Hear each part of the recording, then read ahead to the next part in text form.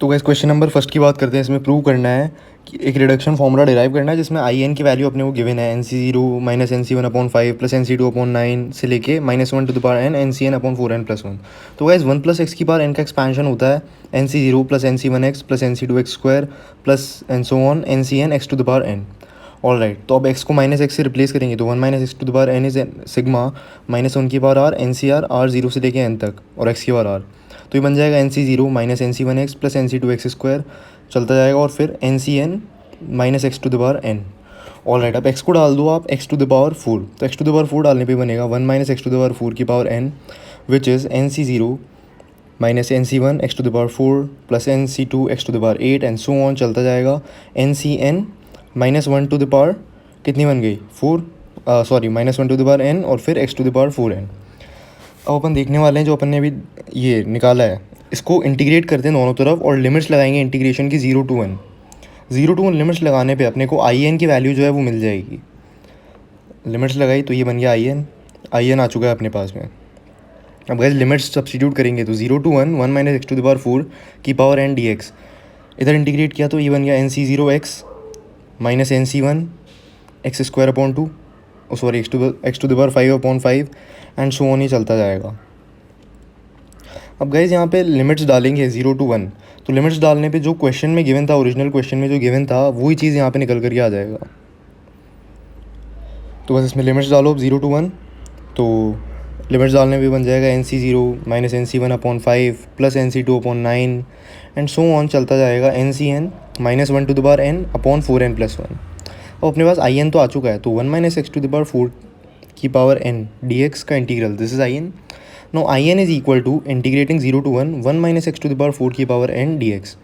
अब by parts integration by parts यहाँ पे लगाएंगे तो 1 जो 1 लिखा है उसको मानते सेकंड फंक्शन और इसको मानते फर्स्ट फंक्शन। तो बाय पार्ट्स लगाने पे क्या होगा, जो आई एन की वैल्यू होगी दैट विल नेगेटिव साइन के साथ पहले का तो डेरिवेटिव करो, दूसरे का इंटीग्रल करो। तो पहले को डिफ्रेंशिएट किया, दूसरे को इंटीग्रेट किया और यहाँ पे 0 to 1 इसको इंटीग्रेट किया नेगेटिव साइन के साथ, प्लस पहला वाला एज इट इज़ और दूसरे का इंटीग्रल क्या हो गया x हो गया और लिमिट्स डालेंगे 0 to 1। तो जो ये लिखा है 0 to 1 जब लिमिट्स डालेंगे इसमें तो ये तो 0 हो जाएगा direct. On placing the limits this will become 0। और जो फर्स्ट वाला गिवन है उसमें माइनस माइनस प्लस हो जाएगा और सिंस n कांस्टेंट है तो 4 के साथ बाहर आके क्या हो जाएगा 4n, माइनस माइनस प्लस हुआ तो ये बन गया 4n। अब इंटीग्रेट करेंगे तो 0 से 1 तक 1 - x टू द पावर 4 इसकी पावर n-1 और यहाँ क्या बनेगा x to the power 4 dx। अब ये बन चुका है अपने पास आई एन। अब इसको एनालाइज करेंगे अगर अपन, तो जो x टू द पावर 4 लिखा है अंदर, अच्छा एक 4 एक्स्ट्रा लगा दिया, मैं उसको रेस कर दूंगा अभी। तो एक x टू द पावर 4 जो यहाँ पे एक्स्ट्रा लिखा हुआ है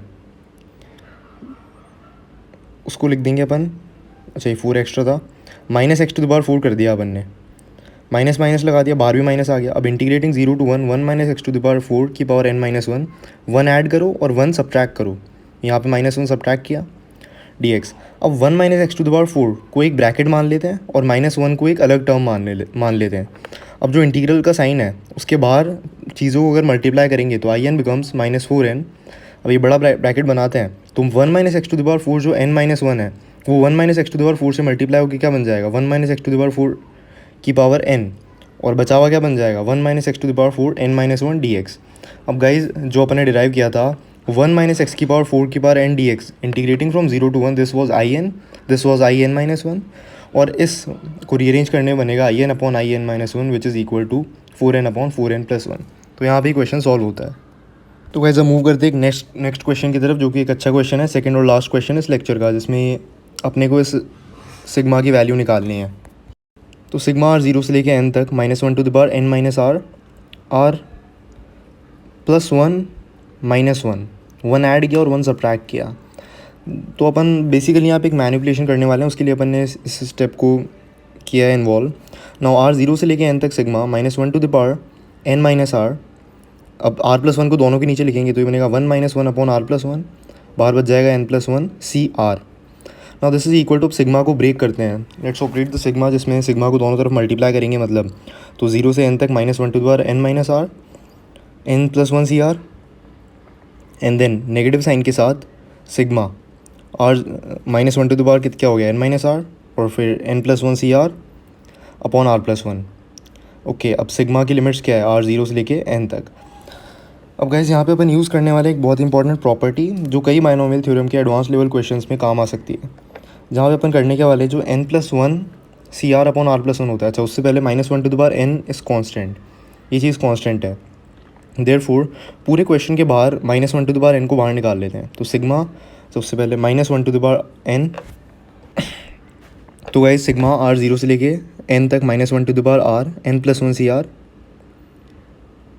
माइनस, अब लिखेंगे सिग्मा लिमिट्स r0 से लेके n तक -1 टू द पावर r और फिर n+1 CR अपॉन r+1।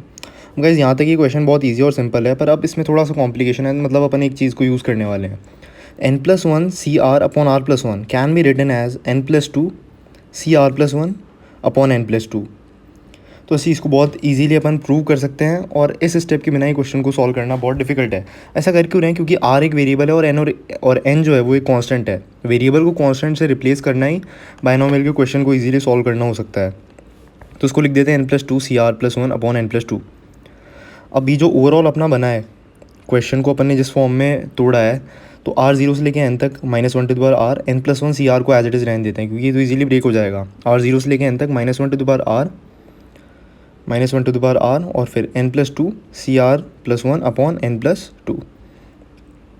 अब गाइज अपन को दो चीज़ें निकालनी है यहाँ से, तो अपन उन चीज़ों को एनसर्कल करते हैं। एक तो ये निकालना है अपने को, इसको बोलते हैं x। एक ये निकालना है, इसको बोलते हैं y एक्चुअली y में n+2 इंक्लूडेड नहीं है। ओके, तो x जो है दैट इज़ r0 से लेके n तक -1 to the power r n+1 CR। अब इसको एक्सपैंड करते हैं, r को 0 डालो, क्या आया n+1 C0, फिर 1 डाला, फिर r को अपन क्या डालें 2 डालें, r को 2 डाला, इस चलते जाओ, अब r को n डालो, तो -1 टू द पावर n बन गया n+1 CN। अब ये एक्सपेंशन अपन को किस चीज़ के एक्सपेंशन में मिल सकता है, तो 1 - x to the power n+1 का जो एक्सपेंशन होता है उसको अपन सिग्मा की फॉर्म में ऐसे लिख सकते हैं, r0 से लेके n+1 फिर n+1 CR -1 - x to the power r। अब x को अपन 1 डालने वाले हैं यहाँ पे, बाकी उसके अलावा देखेंगे अपन तो n+1 C1x n+1 C2x² चलता जाएगा, ऑल्टरनेट नेगेटिव पॉजिटिव साइन आता जाएगा, -x to the power n और फिर n+1 और फाइनली n+1 C n+1। अब गाइज x को यहाँ पे 1 डालेंगे जैसे ही, तो 1 - x to the power n+1 क्या हो जाएगा, 0 हो जाएगा।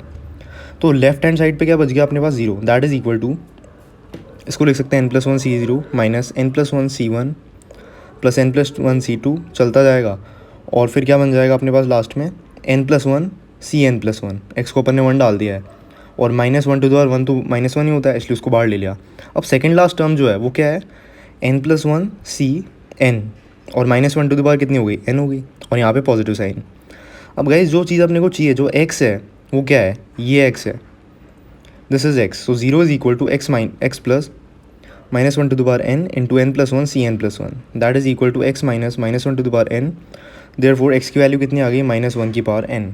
तो फाइनली अपन यहाँ से कैलकुलेट कर चुके हैं x की वैल्यू। अब बारी आती है y की, तो y अपन ने यही निकाला था, ये मिलेगा अपने को 1 - x की पावर n+2 के एक्सपेंशन में, जिसको अपन इस तरह एक्सपैंड कर सकते हैं, -n+2 C1x फिर plus n+2 C2 x² and so on चलता जाएगा ये, और लास्ट में क्या जाएगा n+2 C n+1 -x to the power n+1, और लास्ट में n+2 C n+2 -x to the power n+2।